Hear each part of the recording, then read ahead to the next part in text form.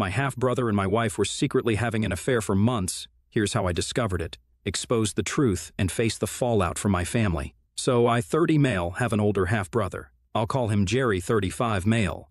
My dad had Jerry with his ex-wife, but he left her when Jerry was just 6 months old. My mom told me that they got divorced because they were just not compatible.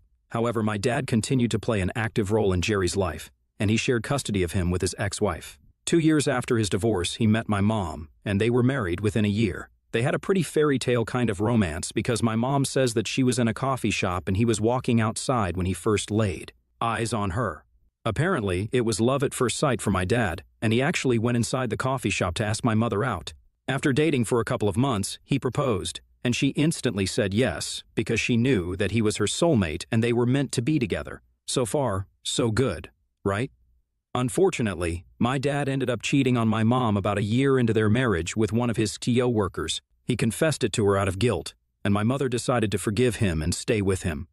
They went for marriage counseling and fixed things, and my mother was convinced that having a baby would solve all their problems, which is how I came into existence. My mother thinks this is a very romantic story, but honestly, I just think that my parents are very dysfunctional as a couple, and not the perfect version of themselves that they present to the world. Keeping up appearances and pretending to be perfect means a lot to them, that's for sure. Even when I was a child, they would put on a show of being madly in love whenever people would come over, and everyone would shower them with praise about how they had managed to keep the spark alive even after years of being married. But the truth was that, like any other married couple, they were pretty normal and didn't constantly kiss or hug each other when they were at home, and definitely not in the honeymoon phase like they pretended to be. It was just a show that they put on like the perfect couple, and I realized it only when I was older. This pressure to appear perfect also extended to me, which is why I was forced to enroll in a bunch of classes so I would be good at everything. I was constantly busy as a child and barely ever got time to relax. It wasn't until high school that I started protesting, and they allowed me to spend some time at home and just unwind. My dad had made sure that both Jerry and I were straight-A students and excelled at everything that we participated in, academically or otherwise. It was no big surprise that Jerry got into one of the finest medical schools in the country, and I ended up in an Ivy League college for a business degree. There was a lot of pressure on us, which is probably why both of us are quite successful now. And while I do not recommend going this way for other parents, I am lucky that it worked out for me. However, my dad also believed that he had the right to control our personal lives as well, and my mother was no better because she always agreed with whatever my father said. So when Jerry turned 30, my dad told him that he was supposed to start looking for a woman he could marry and settle down with because he was getting older, and soon enough he would be out of options. Jerry was dating his now wife, Tina, 34 female, at the time that my dad sat him down and had that talk with him. They worked together and were in an on-again, off-again relationship for almost 5 years, so they had known each other for quite a long time and my dad knew about it. But after that talk with my dad, Jerry decided to get serious about Tina, and within a year, he had proposed to her and they got married 3 years ago. Last year, they even had a baby together. Jerry and I are not close, so I didn't hear about any of this from him, but I did get to know about it from my dad when he had the same conversation with me earlier this year. He told me that he had had this conversation with my brother, and now it was time to tell me the same thing so I would get serious and have a family of my own. He had actually boasted about how he had been the one to convince Jerry to get married to Tina, and how he was as happy as could be with a wife and a son, and he wanted the same for me. He was clueless about how spectacularly it would blow up in his face later.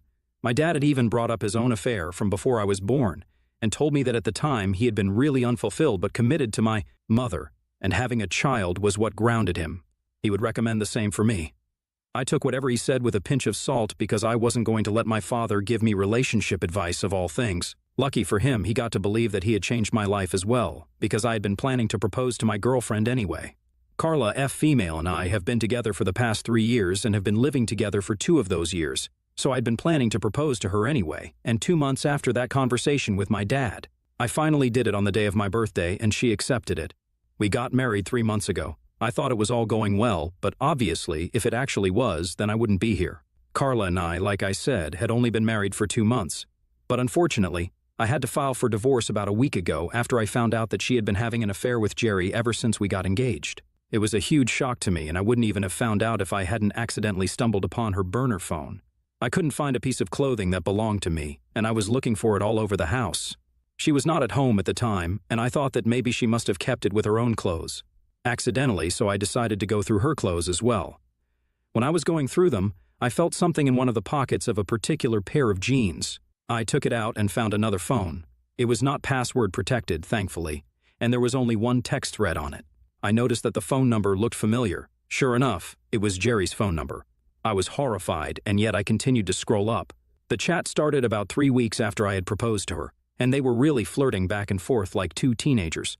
They had confessed that they were in love with each other a few months after our engagement, and both of them were promising each other that they would stick it out no matter what. The plan was to stay with their respective partners until my nephew turned 5 and didn't need his mother as much as he would right now. And then both of them would file for divorce and come clean to me and Tina about the affair. Jerry would get shared custody of his son, and they would leave us so they could be together. I was horrified to read all of that, and even more so when I realized that the two of them were planning to carry on this farce for 5 years. It was deranged, and I immediately started packing my stuff up so I could leave the house. I knew that Carla wouldn't be home until late that day because she was out with her friends, so I took the time and packed all my things that would fit, took as many screenshots as I could of the messages on her phone, and then drove to a hotel a little out of town. I didn't leave any message for her or whatever, I just left the burner phone out on our bed, and I knew that she would know what it meant. I was sick to my stomach because, even though Jerry and I had never been the best of friends, he and I had never really been on bad terms either. From the messages that I had read, I had figured out that he had made a move on Carla literally the night of our engagement. I had proposed on the day of my birthday party, so my friends and family had been there, and Jerry had been there as well because he was still family. Apparently, he had come to her and they had made out in the backyard of our house while I was attending to the guests and socializing with them.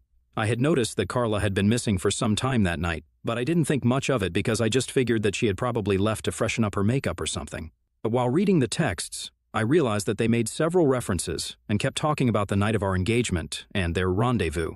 It was disgusting because here I was celebrating us while she smashed faces with my married brother, who also happens to be the father of a child. I called up my lawyer that evening and told him that I wanted to file for divorce, so he had to start preparing the paperwork required. I honestly just wanted to make sure that Carla didn't get anything out of the divorce, like alimony or even a settlement, because I was in a much higher paying position than her and she would definitely try to use that for her own gain. In fact, while reading those texts, I even realized that she was looking down on my profession, saying that she would much rather be with a doctor than with some glorified accountant. For the record, I have my own business, which I started a few years ago with 2 of my business school buddies. I handle the finances, and we are doing pretty well, so I don't understand why she would want to look down upon us when she herself is a corporate employee. I always knew that she was materialistic, but this is just sad. They had made a lot of fun of me behind my back in those texts, and I had started to hate Jerry. So I knew that sooner or later I would tell Tina and make sure that she knew she was married to a nasty, lying cheater and leave him. I was just building up the courage required to do it because I was in a very dark place. I had blocked both Carla and Jerry everywhere as soon as I found out about the other phone because I didn't want to listen to any of their BS excuses or even give them a chance to explain themselves. I was just done. 2 days after I had left my house and had moved into the hotel, I had expected that at least one of them would have the sense to apologize so I would go easy on them. But instead, what I received was a phone call from my father on the 3rd day, and he started off by telling me that he had heard about the affair since Carla had found out that I knew as I had left the phone out on the bed, and she had contacted Jerry to talk to him about this because I wasn't answering her calls, and she didn't know where to find me. Jerry couldn't get to me either, so he talked to my dad, and my father finally was able to reach out to me. He told me that he was sorry that this had happened, and I thought that he was being understanding. But just after he said that he felt really bad about what was happening to me, he told me that he would really appreciate it if I kept this all to myself and didn't talk about it just yet. I already knew the answer as to why he wanted that, but I still asked him and decided to record what he was about to say. He told me that he had talked to Jerry, and both of them were afraid of the same thing, that I would talk to Tina and tell her about his affair. My dad told me that, since I was not willing to speak to Jerry and had blocked him, he felt like it was his responsibility to tell me that neither he nor my mother wanted me to tell Tina about this. They said that, unlike me, Jerry had to think about a child, and it would ruin his life if I told Tina that he had been cheating on her with Carla. Tina came from a very well-connected family, and it was likely that she would use her power and influence to make sure that she had the most sway in the custody arrangement, and Jerry just couldn't bring himself to accept it. So, through my dad, all of them were requesting me to keep my mouth shut and not tell Tina the truth. They even said that they had spoken to Jerry and had made him promise that he would stop seeing Carla, and if I wanted to, I could patch things up with my wife and make it work because that's what my mother had done, and their marriage had turned out to be beautiful in spite of my dad's mistake. So my parents thought that I should go the same way and forgive Carla and Jerry for their stupid little mistake, because both of them were really sorry. I thought it was a bold move for my parents and Jerry to try and convince me that it was not a good idea for me to tell Tina about the affair, especially after he had screwed me over without batting an eye. I couldn't believe that they even had the audacity to expect that I would agree to this, and instantly hung up because I was done recording and I didn't even want to entertain the conversation or dignify it with a response. I was fuming because I knew that my parents had always cared deeply about how they appeared to other people, but this was madness, and there was no way that they were actually expecting me to keep my mouth shut. I wish I could say that I was surprised, but the cheating apple doesn't fall far from the cheating tree. So of course my dad wanted me to keep quiet and not breathe a word of this to Tina so Jerry could get away with all of this. They wanted me to brush it all under the rug and go back to pretending like everything was fine solely for the sake of keeping up the appearance that we were a perfectly normal and functional family for other people. And to suggest I forgive Carla and Jerry and patch things up with her so everything can go back to normal and we can carry on like this never happened requires some real guts. I was furious that they had thought that saying this would be a good idea, and in the heat of the moment I decided to text Tina out of anger and get back at Jerry for what he had done to me. I reached out to her through text and told her everything that I knew, including that Jerry had asked my dad to instruct me to keep all this a secret from her. For good measure, I also added the screenshots that I had taken of the messages that I had found on the burner phone, and then I turned my phone off. I didn't want anybody to be able to contact me because I knew that things were going to go down now, and I didn't want any part of it. A couple of hours later, when I thought it was appropriate, I finally turned my phone back on, and I found that it was full of messages and missed calls from my family. Everyone was really mad at me, but I only cared about what Tina had to say about all of this, so the first text that I checked after turning my phone back on was hers. She hadn't said much, just that she was thankful that I had chosen to help her out and tell her the truth, and that she knew what to do now. It sounded a little ominous, but I soon found out what she meant by that from the other text messages. Everyone, and by everyone, I mean my mom, my dad, and a couple of other family members, was clamoring about how Tina and Jerry got into a huge fight after I sent that message, and that Tina had left to go live with her parents with their son in the aftermath of the fight. It has also become abundantly clear to me that divorce was very much on the table for them, and Tina might file for full custody, which was not good for Jerry because she would definitely try her best to cut his time shorter with his son, even if he does get shared custody. And I don't know why, but my family is blaming me. If they didn't want any of this to happen, they probably should have taught Jerry not to cheat, but they didn't, so this is on him. I received a lot of angry messages, and have been for the past couple of days ever since I sent Tina that text and she left him. I think it's really unfair that everyone is blaming me. But it's even more unfair to claim that apparently I ruined a happy family. I don't even understand where that's coming from, because if they were such a happy family then Jerry wouldn't cheat, but whatever. I know that I'm right, but I still feel kind of weird because I've heard that Jerry is really miserable now, and I don't feel comfortable that he might not get full custody. With Carla and I, it's fine because we didn't have kids, but for them, it's kind of different. ITA for telling my brother's wife that he was having an affair with my wife? Update. Okay, so it's been close to a week since I sent that message, and Tina left the house, and things have become relatively quieter now in the sense that nobody is constantly messaging me and reminding me that this is all my fault, mostly because I have blocked everyone. I really don't need that sort of negativity in my life anymore. The only person that can still contact me is Carla, since I unblocked her because the divorce proceedings are about to begin. But she's using that window to try and talk to me and explain that she wasn't thinking straight and that she is apologetic for cheating on me. I don't know what she hopes to accomplish with this, but it's not really working. I don't feel bad for her. I don't even feel bad about what's happening. I think it's great that she cheated because it just saved me from wasting my time with her. I can't imagine being married to her for a year or more and then finding out that she had been cheating on me all along, or worse, letting her plan succeed and then being together for 5 years before finding out that she'd been having an affair. I'm trying to put a positive spin on this and trying to come to terms with the fact that she was never the right one for me. Because somebody who can agree to marry me and then go and make out with my half-brother, that person can never be my soulmate. I was wrong about her, and I'm glad that I was. I'm still living in the hotel, and nobody has been able to find me yet, which is something that I'm really thankful for because I don't know what I would do if they were able to track me down. I know it's only a matter of time before they do find out, since there are not many hotels in this area, and they know that I'm not in any of the places in the city. I've been working from here, and it's been lonely and strange, but there's not much that I can do about it. The only thing that I hope works out for me is the divorce. She has already been served, but she hasn't responded to it yet. And I guess she's probably just holding out hope that I might change my mind because of her consistent begging. It's optimistic of her, but it's not going to happen.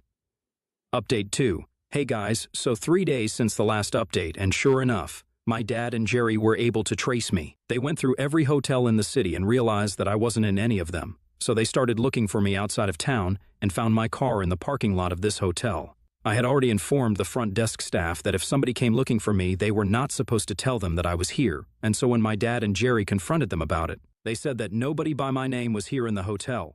But my dad and Jerry had already seen the car in the parking lot, so they knew that the staff were lying and started throwing a tantrum in the lobby itself. They started screaming and hurling cuss words at other receptionists, and they were forced to calm me down to deal with this mess. Once I came down, security escorted both of them outside, and I went out to talk to them. I had no idea what they even wanted to discuss with me because the damage was already done, and Tina knew the truth. My dad and Jerry told me that they had come up with a solution and a way for me to make up for what I had done.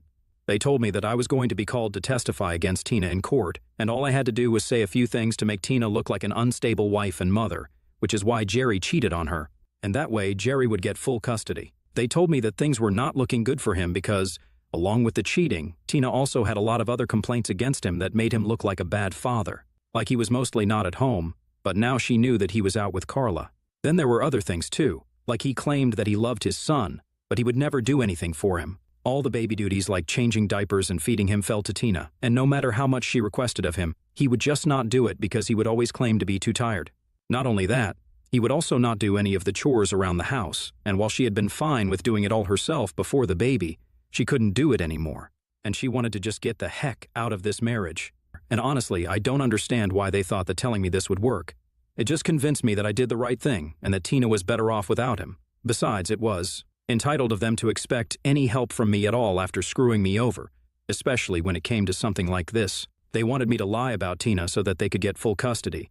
I mean, it was ridiculous to even expect that I would agree to do it. I told them I didn't want to do it and that they meant nothing to me, so I didn't have to make up for anything. Then I walked away without even bothering to wait for a response because I knew that they couldn't change my mind about this. I also instructed the security person to have them thrown out because I did not want them anywhere near here, and I mentioned how dangerous they were.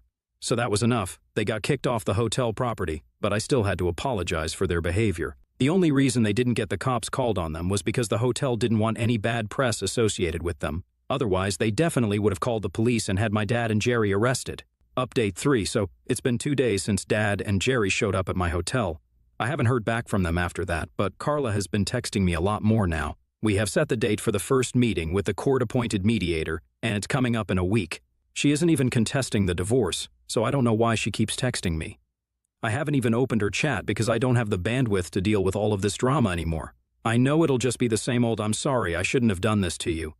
If you ask me, it's all BS. Because if she really was sorry, then she would have tried to at least make more of an effort to contact me. She would have called me at the very least because she knows that I'm not much of a texting person. Or better yet, she might not have cheated at all if she knew that I didn't deserve this. Up until a few days ago, she was limiting herself to 2 texts per day, but right now she's texting me almost every hour. I just haven't found the energy or mental strength to open the chat and see what she has to say. But I think I'll do it soon because it might be something important. Update 4. Alright, so this update is coming just 2 hours after the last one, and I know it's pretty soon, but I checked the messages that Carla had been sending to me, and I found out that she'd apparently ended things with Jerry. They had a discussion recently, and she found out that, for him, things had been purely physical, and all the promises that he had made to her were all things that he just said for the sake of it. She's obviously very disappointed about it because she, unlike him, was serious about them and had actually started falling for him. She told me that she was sorry about everything that she had put me through and that, to make up for it, she was not going to be contesting the divorce or even trying to get anything, a settlement or alimony, because she knew that she didn't deserve it. So that's one problem solved. At least I won't have to go through some long drawn-out process and fight for myself. I didn't reply to it because I didn't know what to say. It's sad, but she kind of had it coming. What was she even thinking getting involved with a married man with a child, especially when she was getting married herself? It was quite stupid of her, but it all worked out well for me, so I don't have any complaints. I'm honestly glad that I checked out those messages because this just means that I have to work a lot less on the divorce than I thought I would have to. I forwarded all those texts to my lawyer and even saved them as screenshots in case I need them later. Update 5. Hey, so it's been a couple of months since I posted here, but I have been really busy. The divorce and everything took a lot less time once the waiting period was over, and in our state, we only have to wait for 90 days. So once that was over, It was a relatively straightforward process, and Carla only got to keep things that she had bought for herself, while I got everything else. I got the house, so I moved back in. She got her car, and since we hadn't been married for a long time, our finances were separate anyway, so there was nothing to do with that. Jerry and Tina are in the middle of their divorce, and the custody is getting pretty nasty from what I heard. It's sad for my nephew, but Tina has told me that I'm allowed to see him, and that's a huge victory for me because I really like the little kid, and I hope to have one of my own someday. And definitely will, but probably not with Carla. Anyway, I'm trying to get my life back on track, and so far it's going well. I just hope it continues to go well afterward as well.